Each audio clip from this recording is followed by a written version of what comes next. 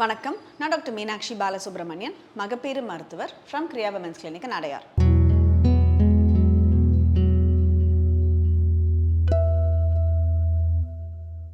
Pregnancy try பண்ணிட்டு இருக்கிறவங்களுக்கு எல்லாருமே இந்த ஓவிலேஷன் கிட்னா என்ன டாக்டர், இதை எப்படி யூஸ் பண்ணணும் அப்படிங்கிற டவுட்டு நிறைய பேருக்கே இருக்குது. ஸோ இந்த ஓவிலேஷன் கிட்னா என்ன, இது எதனால் நம்ம இதை யூஸ் பண்ணுறோம், இதோட லாஜிக் என்ன, இதை நம்ம என்ன மாதிரி டைத்தில் யூஸ் பண்ணணும் அப்படிங்கிறத பற்றிலாம் இப்போ நம்ம இந்த வீடியோவில் பார்க்கலாம். ஸோ நம்மளுக்கு அந்த ஓவிலேஷன் அப்படிங்கிறது என்னென்னா, நம்மளுக்கு அந்த ஒரு கருமுட்டை வளர்ச்சி ஆகி ஒரு 28 நாள் சைக்கிள் இருக்கிறவங்களுக்கு கிட்டத்தட்ட ஒரு 2 வாரத்துக்கு முன்னாடி 14வது நாள் அந்த மாதிரி இருக்கும் பொழுது அந்த லியூட்டினைசிங் ஹார்மோன் LH அப்படிங்கிற அந்த ஒரு ஹார்மோன் நம்மளுக்கு உடம்புல மேக்ஸிமம் ஜாஸ்தி ஆகுது. இது ஜாஸ்தி ஆகினதுக்கு அப்புறமா ஒரு 2 நாள் கழிச்சு நம்மளுக்கு அந்த ஒரு கருமுட்டை வளர்ச்சிங்கிறது ஆகுது. அந்த 2 நாள் கழிச்சு கருமுட்டை வளர்ச்சிங்கிறது வெடிக்குது.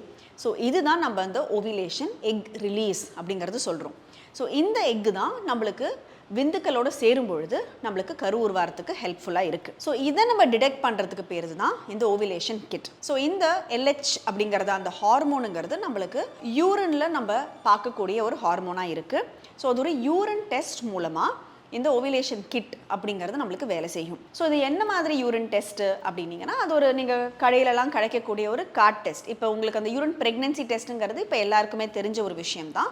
அந்த கார்டில் போட்டு பார்ப்பீங்க இல்லையா, அதே மாதிரி தான் இந்த ஓவிலேஷன் கிட்டும் இருக்கும். ஆனால் இதில் ரொம்ப முக்கியமாக என்ன பார்க்கணும்னா, யூரின் டெஸ்ட்டுங்கிறத நீங்கள் ஃபஸ்ட்டு மார்னிங் சாம்பிள், அதாவது காலையில் எழுந்த உடனே நம்ம போகிற அந்த ஃபஸ்ட்டு யூரின் சாம்பிளை வச்சு யூரின் ப்ரெக்னென்சி டெஸ்ட் பண்ணோம்னா மேக்ஸிமம் உங்களுக்கு ரிசல்ட்டு கரெக்டாக காமிக்கும் அப்படிங்கிறது நம்மளுக்கு எல்லாருக்குமே தெரியும். ஆனால் இந்த ஓவிலேஷன் கிட்டுங்கிறத நம்ம அந்த ஃபஸ்ட் மார்னிங் சாம்பிள் வச்சு நம்ம பார்க்க மாட்டோம். இதை நம்ம ஒரு ஆஃப்டர்நூனுக்கு மேலே ஒரு ஈவினிங் மாதிரி இருக்கிற ஒரு சாம்பிளை வச்சு பார்த்தீங்கன்னா தான் நம்மளுக்கு இது கரெக்டாக தெரியும். ஸோ ஃபஸ்ட் பாயிண்ட் என்னென்னா, நம்மளுக்கு இதை மார்னிங் சாம்பிள் கிடையாது, ஈவினிங் சாம்பிள் வச்சு தான் இந்த ஓவிலேஷன் கிட்ட நம்ம பண்ணணும். அடுத்தது எல்லாருக்கும் இருக்கிற டவுட்டு, இதை என்ன நாள்லேருந்து டாக்டர் பண்ண ஆரம்பிக்கணும் அப்படிங்கிறது தான். ஸோ அதுக்கு நம்ம என்ன புரிஞ்சுக்கணும்னா, அந்த ஓவிலேஷன் சர்ஜ் அப்படிங்கிறது அந்த ஒரு ஹார்மோன் எப்போ பீக் ஆகுதோ அதை தான் இந்த கிட் நம்மளுக்கு கொடுக்குது. ஸோ இந்த பீக் ஆகிற நேரம் கிட்டத்தட்ட கருமுட்டை வளர்ச்சி வெடிக்கிறதுக்கு முன்னாடி நடக்கக்கூடிய ஒரு விஷயம். ஸோ இதை நம்ம ஒரு நார்மல் சைக்கிள், அதாவது உங்களுக்கு ஒரு 28லேருந்து 30 நாள் சைக்கிள் இருக்குது அப்படின்னா, நீங்கள் ஒரு 10வது இல்லை 11வது நாள்லேருந்து பண்ண ஆரம்பிச்சிங்கன்னா உங்களுக்கு அது கரெக்டாக இருக்கும். ஸோ நீங்கள் டெய்லி அதை மத்தியானம் அந்த யூரின் சாம்பிளில் அந்த கிட் போட்டு பார்க்கும் பொழுது உங்களுக்கு ஒரு கோடு வருதா இல்லை 2 கோடு வருதா அப்படிங்கிறது உங்களுக்கு தெரியும். ஸோ ஒரு கோடு வந்ததுன்னா அது உங்களுக்கு அந்த கண்ட்ரோல் லைன் மட்டும் பாசிட்டிவாக இருக்குன்னு அர்த்தம். அப்போ உங்களுக்கு இன்னும் அந்த ஹார்மோன் பீக்கில் வரலை அப்படிங்கிறது அர்த்தம். அப்படி 2 கோடு நல்லா வந்துருச்சு அப்படின்னா உங்களுக்கு அந்த ஹார்மோன் உங்களுக்கு பீக்கில் வந்துருச்சு, உங்களுக்கு கருமுட்டை வளர்ச்சி ஆகி வெடிக்கிற நேரம் வந்தாச்சு அப்படின்னு அர்த்தம். ஸோ இந்த ஓவிலேஷன் கிட் இப்போ பாசிட்டிவ்னு வச்சுக்காங்க. ஸோ 2 லைன் வந்துருச்சு அப்படின்னா எந்த நேரத்தில் நீங்கள் இன்டர்கோர்ஸ் இருந்தீங்கன்னா உங்களுக்கு அந்த ஒரு மேக்ஸிமம் ப்ரெக்னென்சியோட சான்ஸ் அப்படின்னா 1லேருந்து 2 நாள் கழிச்சு தான்.